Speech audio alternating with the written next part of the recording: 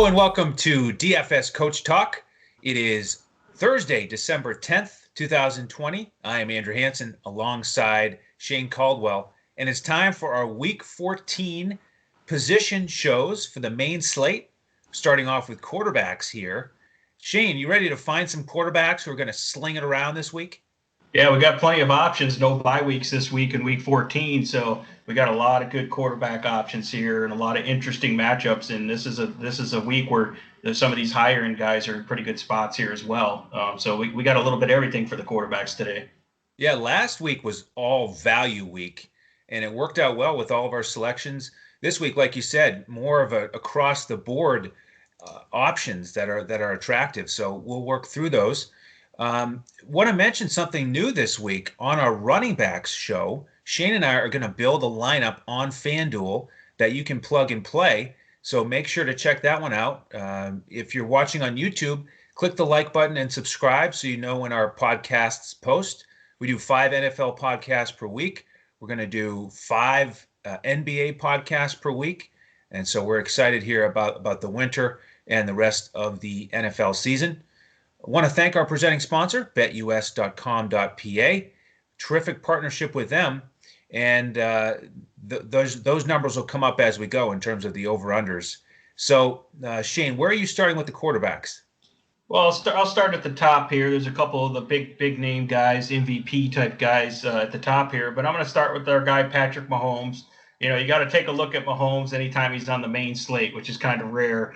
Yes. He's a little bit of a trickier matchup this week. They're going into Miami. Miami has good coaching, good defense, some good cover corners. They've just been playing really solid, and they do have the ability to really make it difficult on passing attacks, and they're decent against the run. But Mahomes is, he's next level elite in terms of beating defenses and finding the right matchups. And I like how the Kansas City offense matches up against Miami. They can attack them through the middle, which is kind of their weakness, as they're pretty strong on the outside, since they have, guys like Tyreek Hill and Kelsey, of course, and all the other weapons they have. So I like Patrick Mahomes this week in this game here. He's 8,900 on FanDuel, 8,100 on DK, but I think he's a great target here, and I love pairing him up with Hill and Kelsey, of course.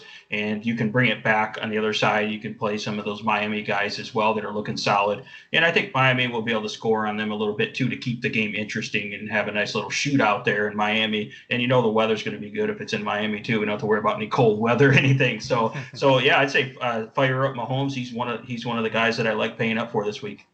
Okay. And I've got another MVP level player in Russell Wilson. That's who I want to start with on the high end. And he gets the Jets, the 31st in terms of yardage allowed through the air. And I know that Russell Wilson has been throwing it less recently. Seattle looking to run more and reestablish that identity. But great matchup. And Seattle, they got to get squared away here after that upset against the Giants. So this is like revenge against New York for Russell Wilson after that loss. Big favorites here, and I think they can easily do it through the air. 13.5-point favorites on BetUS. So I like Russell Wilson here in a great matchup in a revenge spot. Yeah, I think Wilson could probably hit value by halftime against the Jets, Yes. Although they did fire their defensive coordinator, so we'll see what that happens, but I don't think that's going to make him any better. So I'm going to go and I'm going to go with the guy that's playing on the road in Chicago is Deshawn Watson. Now, Chicago is a tough defense. Definitely respect them, but Deshawn Watson's also playing at near MVP level. I know he lost Will Fuller. That didn't seem to slow him down that much last week. He was still really solid. So I just like his athleticism. He can get rushing yards. He can really move around the pocket to extend plays against this tough pass rush.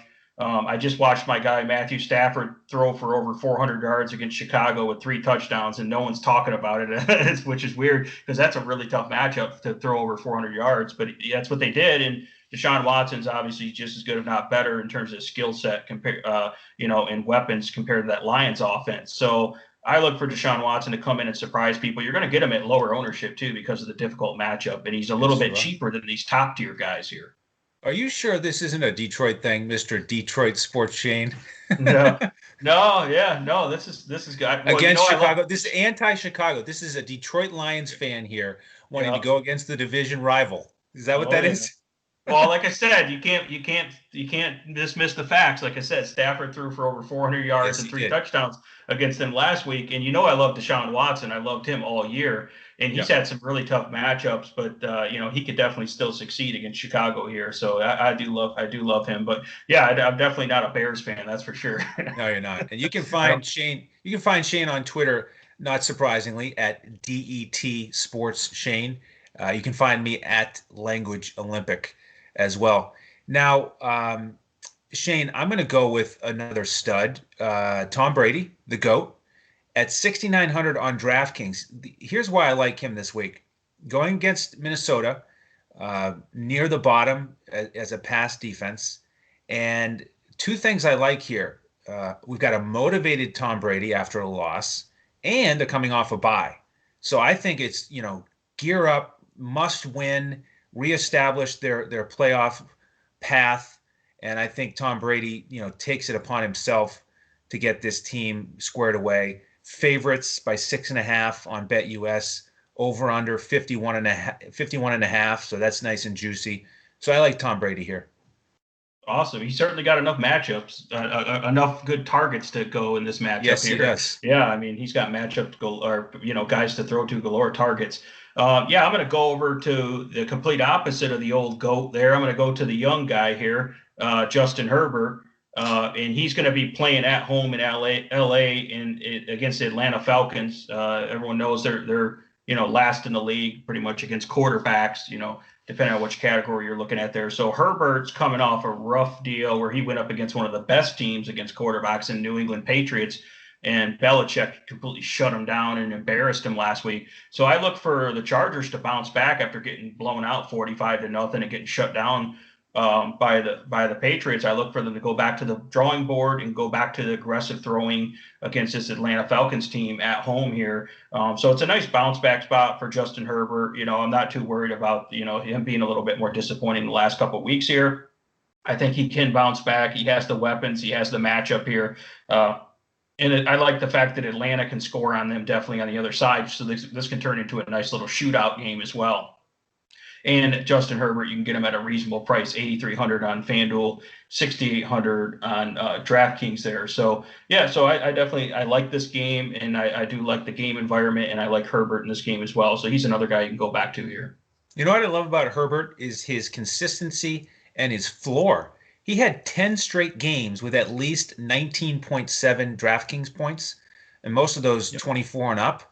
He had the bad game last week, like you said, against New England. But man, he's been consistent. So I like him a lot this week in a bounce back matchup. The next quarterback situation that I want to discuss, Shane, is a game that's probably my favorite one to stack this week. It's Tennessee against Jacksonville, and I like both quarterbacks here. So with Tannehill, he's coming off 389 and 3 touchdowns against Cleveland in that ultra high scoring game. These two teams played in week 2 and it was 33-30. Defenses on both sides are pretty weak and you can attack them through the air. So I like Tannehill to do that. Against Jacksonville in that matchup earlier, he had 4 touchdown passes and A.J. Brown didn't even play. So I like the Tannehill side of this. The over-under is 53 on BetUS, and Tennessee 7.5-point favorites. Jacksonville almost last in passing yardage allowed. And then on the flip side, my guy Mike Glennon here, who just keeps hitting value at his low price, and he keeps staying at a low price. He's only 5,100 on DraftKings. In that early matchup this season, Gardner Minshew threw for 359 yards and 3 touchdowns. And we all know that if Minshew can do it, certainly Mike Glennon can do it. Right? So, Yeah. again, this is like almost last in the league in yardage allowed. Baker Mayfield just tore them up last week. So Glennon, who's throwing it a bunch, great price. I like both sides of this one. He's like the fantasy Gumby. The guy looks like a human Gumby or something out there. Yeah. Yeah. You gotta love it. So I'm gonna go to another guy that's doesn't really have to throw a lot to get the job done here. I'm gonna take a look at Taysom Hill going up against at Philly here. New Orleans is kind of rolling with Taysom Hill under the quarterback here. Drew Brees isn't back yet, and you just love the fact that he's been pretty consistent, decent in terms of passing, and he's going to get there in the running game with design run plays and scrambles, and he's a red zone threat, he's a rushing threat, and you just really rack up a lot of fantasy points with these running quarterbacks, and this guy's super talented, and he's got great weapons to throw to as well. Philadelphia has been pretty disappointing in terms of their defense. Not really worried about their pass rush or anything like that because Taysom Hill is so mobile. So I think he's going to cause a lot of issues for Philadelphia, and he's a guy that pretty much hit value every single week, and his price remains at kind of a medium price point there, $7,700 on FanDuel, $6,600 on DraftKings. So he really gets the job done through the air and the combination of on the ground. I like the rushing upside here. He's got a safe floor and he's got a little bit of upside too. So I think Taysom Hill is a good play here this week as well. Yeah, it's kind of funny with Taysom Hill. I'll actually look at the rushing defense on the other side and see where they're ranked. And Philly near the bottom there, so a good spot for Taysom Hill again to continue to hit value.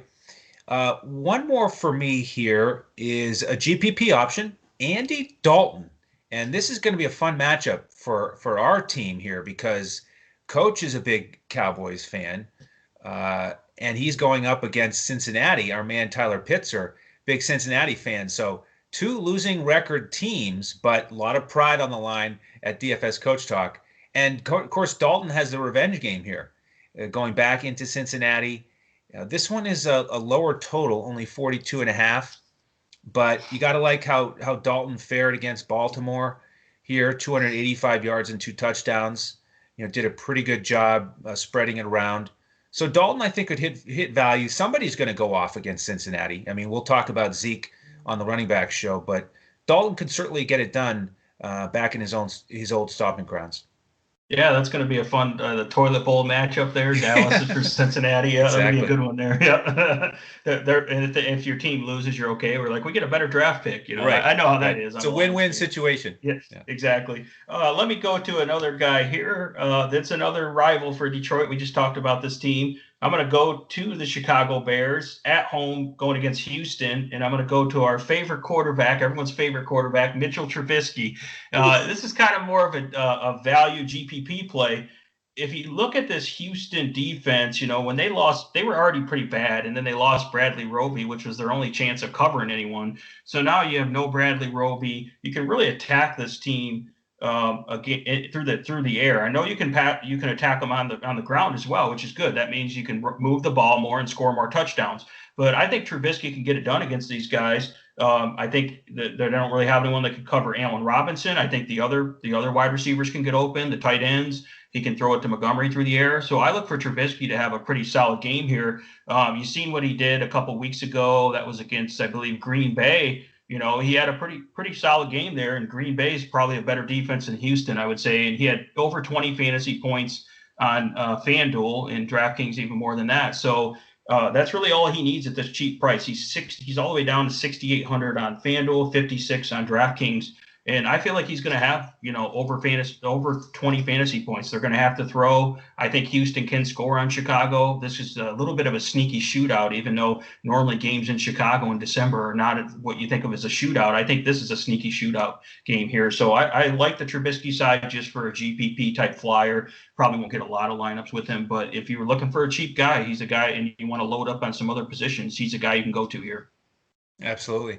It was funny what you said there is something that not many people have said in the last couple of years. It's a pretty simple statement. I think Trubisky can get it done against these guys. Exactly. Hasn't been the theme here recently with Trubisky, but this is a great spot for him. You have the recency bias because the whole narrative was that he smashes Detroit every time, and he ended up not having that great of a game last week against Detroit. So that means people are way off him now. They're not thinking to go back to him because he just disappointed, and people are already frustrated with him in general, I think, Yes. So this is the perfect time to go back. You get him at like 1% ownership. If he's capable of 25 fantasy points, and then you can load up on other high-end guys in other positions. That's my point here. So and we want to do that.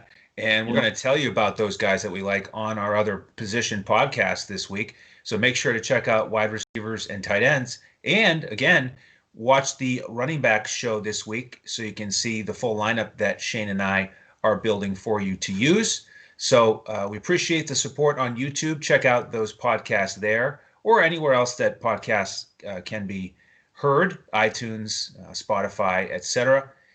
And that's about it. In terms of our membership, if you want to find out the 2 ways to become a member at DFS Coach Talk, just check us out on Twitter, DFS Coach Talk, and all the details are there. All right, Shane, that's it for the quarterback show. Great work. On behalf of Shane Caldwell and the rest of the DFS Coach Talk team, I am Andrew Hansen, and we'll see you on the next episode of DFS Coach Talk as we look to crush it in DFS.